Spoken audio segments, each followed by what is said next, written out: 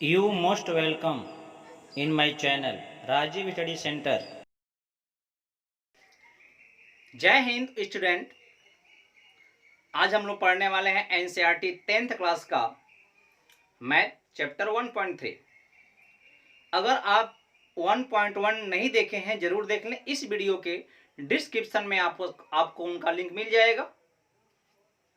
हम लोग एनसीईआरटी के मैथ को पढ़ रहे हैं और ये मैथ उन सबके लिए फ़ायदेमंद है जो अभी इस सत्र में 10th में पढ़ने आए हैं या जिनका बोर्ड का एग्ज़ाम हो सकता है या होने वाला हो,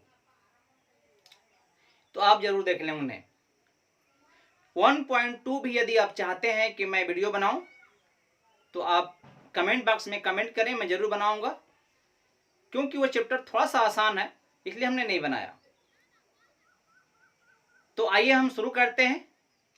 इससे पहले कि अगर आप नए व्यूअर हैं तो इस चैनल को सब्सक्राइब कर लें, बेल आइकन के बटन को प्रेस कर लें, जिससे कि मेरे वीडियो के नोटिफिकेशन आपके पास टाइम से पहुंच सके और आप देख सकें। अपने दोस्तों में वीडियो को शेयर कर दीजिए आप लोग, जिससे कि उन लोगों को भी फायदा हो सके। अगर आपको ये वीडियो देखने के बाद अच्छा लगे तो आप लाइक का बटन जरूर दबा दें, जिससे कि हमें प्रोत्साहन मिले, मोटिवेशनल मिले। तो आइए हम शुरू करते हैं। 1.3 का पहला प्रश्न है जो आपकी स्क्रीन पे है। पहला प्रश्न कह रहा है करनी में 5 अपरिमेय है, अपरिमेय है, दिखाइए या सिद्ध करिए। ये आपको सिद्ध करना है। ये हम सबको पता होता है ना कि करणीय 5 तो अपरिमेय ही है, लेकिन पता होना और सिद्ध करना दोनों अलग फैक्टर है। इसलिए हम आज सिद्ध करने वाले हैं कि करणीय में 5 अपरिमेय है। तो जब भी हमें सिद्ध करना होता है तो हम इसको इसके विरोध में मान लेते हैं, मतलब इसको हम परिमेय मान लेते हैं। माना करणीय में 5 परिमेय संख्या है,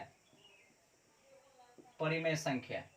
ठीक है, हम परिमेय ही क्यों मानते हैं भाई? अगर ये संख्या परिमेय होगी तो परिमेय के नियम को फॉलो करेगी, परिमेय के नियम पर ये खरी उतरेगी। यदि परिमेय के नियम पर ये पालन नहीं हुई तो फिर ये परिमेय नहीं हुई, और जब परिमेय नहीं होगी तो फिर अपरिमेय हो जाएगी और हम सिद्ध कर देंगे। आइए समझने का प्रयास करें। जब तक आप प्रयास नहीं करेंगे तो मैं कुछ नहीं कर सकता। अगर आप सो रहे हैं तो हम टीचर आपको केवल जगा सकते हैं, लेकिन आप सोने का बहाना कर रहे हैं तो फिर आपको कोई जगा नहीं सकता। इसलिए आपको पढ़ना है, हम लोगों को नहीं। तो आप बस ध्यान दें, समझ में कन्फर्म आ जाएगा। जब ये करणीय 5 हम परिमेय मान चुके हैं, इसका मतलब ये हुआ कि परिमेय कहते हैं P बटा Q को। ये तो आपको पता ही होगा। और परिमेय P बटा Q बराबर करणीय में 5। ठीक है, अगर इसको हम तुलना करूं एग्जाम्पल द्वारा तो मान लीजिए मेरे पास 20 है और बटा में 25 है, जहां पे P 20 एक पूर्णांक है और 25 Q है जो एक पूर्णांक है। जो इसकी वैल्यू होगी वह 0.8 आएगी। ठीक है, लेकिन जब इसको हम सरल करेंगे तो 5 से कटेगा और ये आपका हो जाएगा 5 चौको 20 और 5 पच्चे 25। जो इसकी भी वैल्यू आएगी सेम आएगी 0.8। तो आपने देखा कि चाहे ये वाला हो जिसका वैल्यू उतना ही आ रहा है और फिर कटने के बाद सरल हुआ उसकी वैल्यू भी वही आ रहा है, लेकिन यहाँ पे ये P था और यहाँ पे Q था, लेकिन अब जो है नया हो चुका है। देख रहे हैं आप, जो P था वो अब 20 4 बन चुका है अर्थात कोई नई संख्या बन चुकी है। वैसे ही P और Q जो है अधिक कटने योग्य होगी तो कट जाएगी, और जो कटने की बाद आएगी वो हमारा A बटा में B प्राप्त होगा। उसकी वैल्यू भी करने में 5 ही होगा। ठीक है, बहुत ज्यादा गर्मी है, फिर भी आपके लिए हम कुछ करना चाहते हैं इसलिए ये वीडियो बना रहे हैं। तो आइए देखते हैं।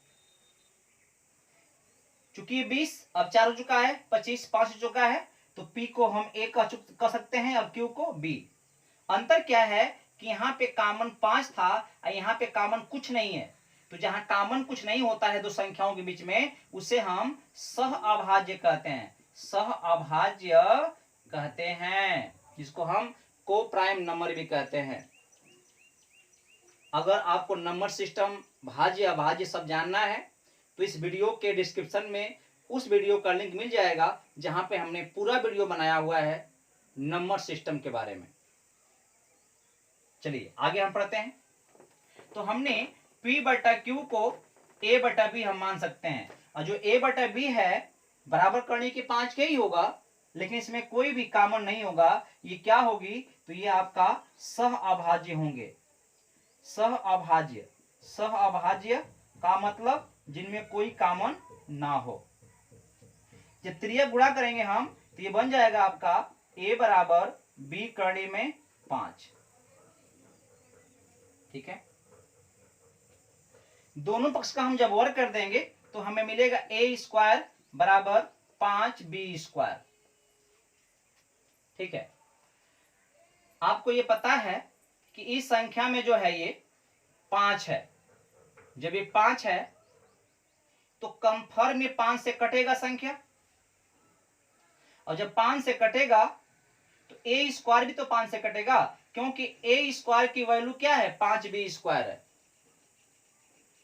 तो हम कह सकते हैं कि जो A स्क्वायर है, जो A स्क्वायर है वह 5 से विभाज्य होगा। A स्क्वायर 5 से विभाज्य होगा, विभाज्य होगा। ठीक है, जब A स्क्वायर 5 से विभाज्य है तो एनसीईआरटी में प्रमेय 1.3 के अनुसार, इसमें एक प्रमेय है जिसके अनुसार अगर कोई संख्या x है उसका स्क्वायर यदि कोई संख्या y से A स्क्वायर कट जाता है जहां पे x बड़ी है और y छोटी है। मतलब x कोई संख्या बड़ी हो और y छोटी हो और x का स्क्वायर यदि y से कट जाता हो तो कंफर्म है कि केवल x भी y से ही कट जाएगा। अगर इसको हम देखें अंक के माध्यम से तो आप समझ सकते हैं। जैसे मान लीजिए मेरे पास 10 स्क्वायर है जो कि 5 से कट जाएगा, तो केवल 10 भी क्या करेगा, 5 से कट जाएगा। ये प्रमेय है, इसे आप याद रखिएगा। ठीक है, तो इसके अनुसार हम कह सकते हैं कि जब A स्क्वायर 5 से कट रहा है तो केवल A 5 से विभाज्य होगा, विभाज्य होगा। ठीक, इसका मतलब कि जो A है उसमें वो 5 से विभाज्य है। 5 से विभाज्य है का मतलब कि A का जब गुणनखंड किया जाएगा उसमें 5 शामिल होगा, अर्थात A का मान A गुणनखंड 5 होगा। A गुणनखंड कोई और हो सकता है, C हमने मान लिया। ठीक है, तो A बराबर 5C, जहां पे A गुणनखंड 5 है और A गुणनखंड C है। अब यदि हम A के मान को समीकरण रखते हैं, इसमें समीकरण को 1 मानते हैं यदि, तो हम समीकरण में रखते हैं A की वैल्यू, तो जहां पे A है वहां हम 5 से करेंगे तो ये हो जाएगा 5C का स्क्वायर और ये हो जाएगा 5B का स्क्वायर, ये हो जाएगा 25C स्क्वायर और ये हो जाएगा आपका 5B स्क्वायर। ठीक है, अब देखेंगे ये कट जाएगा तो ये आएगा आपका 5C स्क्वायर और यहां पे आएगा केवल B स्क्वायर, फिर वही बात आ गई। ठीक है, तो यहां हम कह सकते हैं कि जो ये 5c² है ये कन्फर्म, यह कन्फर्म क्या करेगी, 5 से तो कट जाएगी। जब ये 5 से कट जाएगी तो b² ये 5 से कट जाएगी, क्योंकि b² का ही तो मान इतना है, तो इसका कटना अर्थात इसका कटना कर सकते हैं, यानी हम कह सकते हैं कि जो b² है वो क्या है, 5 से विभाज्य है, 5 से विभाज्य है। क्लियर। तो फिर वही प्रमेय, किस प्रमेय के माध्यम से, तो प्रमेय 1.3 के द्वारा केवल b क्या होगा, 5 से विभाज्य होगा। जब स्क्वायर 5 से कट रहा है तो b भी क्या होगा, 5 से विभाज्य होगा, 5 से विभाज्य होगा। क्लियर। अब यहां पे आ जाइए, हमने देखा कि a भी 5 से कट रहा है और b भी 5 से कट रहा है, जबकि हम यहां जब लिए थे तो ना a और b दोनों में कोई कॉमन नहीं था, लेकिन यहां पर भी कॉमन क्या मिल रहा है, 5 कॉमन मिल रहा है, क्योंकि a वाले में भी 5 गुणनखंड है और b वाले में भी 5 गुणनखंड है, तो 5 कॉमन हुआ ना, क्योंकि a वाला भी 5 से कट रहा है, b वाला भी 5 से कट रहा है। लेकिन जब इसको शुरू में हम माने थे तो वहां तक क्या आया था कि a और b में कुछ कॉमन नहीं था। ठीक है, तो इसका मतलब कि जो हमने माना है वहां पे तो कोई कॉमन नहीं है जब परिमेय मान का हम काम किए थे, और जो अंत में आया है उसमें कॉमन हमें 5 मिल गया है, तो ये विरोधाभास है, यानी जो हमने परिमेय माना था वो गलत माना था, वो परिमेय है ही नहीं।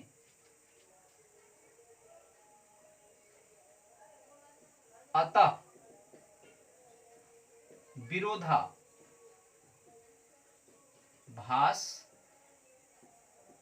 उत्पन्न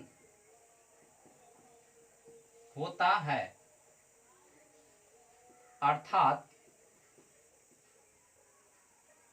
करनी में 5 परिमेय नहीं है, क्योंकि परिमेय यदि होता तो परिमेय का नियम पालन करता, और यहां पे कोई कॉमन नहीं है तो यहां पर भी कोई कॉमन नहीं आता, ये कॉमन आ गया, इसका मतलब कोई परिमेय है ही नहीं, इसलिए क्या है वो, करनी में 5 अपरिमेय है। ठीक है, ऐसे करके हमने क्या किया, इसको प्रूव्ड कर दिया। बात समझ में आ गई होगी आपको। तो आइए हम प्रश्न नंबर 2 हल करते हैं, ये प्रथम था। आइए हम प्रश्न नंबर 2 हल करते हैं। प्रश्न नंबर 2 देखते हैं, स्क्रीन पे आपके है। प्रश्न नंबर 2 कह रहा है कि 3 प्लस 2 करनी में 5 ये अपरिमेय है, आपको सिद्ध करना है, दिखाना है, इसको अपरिमेय सिद्ध करना है। ठीक है ना, इसको भी करते हैं, आइए, बस आप बने रहेंगे, ध्यान देंगे, नोट आउट करेंगे तो बिल्कुल आपके लिए परफेक्ट होगा, अच्छा होगा। तो फिर हाँ, यहां पर भी वही करेंगे, हम इसे परिमेय मान लेंगे। माना 3 प्लस 2 करने में 5 परिमेय संख्या है। जब परिमेय संख्या है तो इस पर हम परिमेय का नियम लगा सकते हैं। क्लियर। तो इसको हम P बटा Q बराबर 3 प्लस 2 कणी में 5 मान सकते हैं। ठीक है, यह सअभाज्य है, जरूरी नहीं यहां पे दिखाना है, बिना दिखाए भी हम इसको प्रूव कर सकते हैं। तो आइए त्रिय गुणा करते हैं, तो क्या होगा आपका, ऐसा करिए आप, ये परिमेय तो है ही है, इस परिमेय में इसको डाला दीजिए, चाहे त्रिय गुणा कर दीजिए, P बराबर 3Q हो जाएगा प्लस 2 करनी में 5 गुणे Q। आसान वे से कर लेते हैं, आप समझ सकते हैं कि P एक पूर्णांक होता है, Q एक पूर्णांक होता है, तो P एक पूर्णांक हो गया। और ये 3 पूर्णांक होता है, और किसी भी पूर्णांक में किसी पूर्णांक का यदि गुणा किया जाएगा तो पूरा पूरा पूर्णांक ही आएगा। 3 पूर्णांक 2 पूर्णांक गुणा करेंगे 6 आएगा, 6 पूर्णांक आएगा। तो ये पूर्णांक हो गया। P माइनस इधर लाएंगे 3Q हो जाएगा। तो ये पूर्णांक हो गया, पूरा पूर्णांक हो गया। जब पूर्णांक में से ये पूरा पूर्णांक घटेगा तो हमको पूर्णांक ही मिलेगा, क्योंकि आप ये जानते हैं किसी पूर्णांक में से कोई पूर्णांक माइनस होती है तो जो शेष आता है वो पूर्णांक ही होता है। बराबर 2 कर्ण में 5Q। 2 को और Q को इधर लाते हैं बटा में, तो P माइनस 3Q हो जाएगा। अब बटा में हो जाएगा आपका 2Q बराबर कर्ण में 5। सोचिए यहां पे ऊपर तो अभी हमने बताया कि पूर्णांक हो चुका है, पूर्णांक माइनस पूर्णांक, पूर्णांक आएगा बटा में, 2 भी पूर्णांक है, Q भी पूर्णांक है, और पूर्णांकों का गुणा करने पर गुणनफल भी पूर्णांक ही आता है। अर्थात हम कह सकते हैं कि ऊपर क्या आया है, ऊपर पूर्णांक आया है या आएगा, और बटा में भी क्या है, पूर्णांक ही तो है भाई। आपको पता है कि पूर्णांक ऊपर हो नीचे पूर्णांक हो उसको हम क्या बोलते हैं, परिमेय बोलते हैं। यहाँ पे तो कर्ण 5 दिया हुआ है, तो इसको हम क्या कह सकते हैं कि ये परिमेय आया है। ये इसका मतलब क्या होगा, परिमेय होगा, बराबर कर्ण में 5। अब बताइए, हमने प्रूव किया है सवाल नंबर 1 में कि कर्ण में 5 क्या है, अपरिमेय है। यहाँ क्या आया है, परिमेय आ गया है। परिमेय क्यों आया है, जब इसको हमने परिमेय मानकर हल किया है, परिमेय के नियम से हल किया है, तब ना आया है। अर्थात जो हमने माना वो गलती मान लिया था। अतः विरोधाभास है, इसलिए 3 प्लस 2 कर्ण 5 परिमेय नहीं है। 3 प्लस 2 कर्ण 5 अपरिमेय होगा, ठीक ना। जब परिमेय नहीं तो फिर अपरिमेय होगा, और ये हमको प्रूव करना था, प्रूव हो गया। अगला प्रश्न नंबर 3 में 3 क्वेश्चन है, तो उसमें भी कम से कम कुछ टाइम लगेगा हल करने में, तो हमने उसको पार्ट 2 में करूंगा, वीडियो बनाऊंगा, आप उसे स्वयं हल करेंगे। फिर अगले वीडियो में मिलते हैं दोस्तों, धन्यवाद।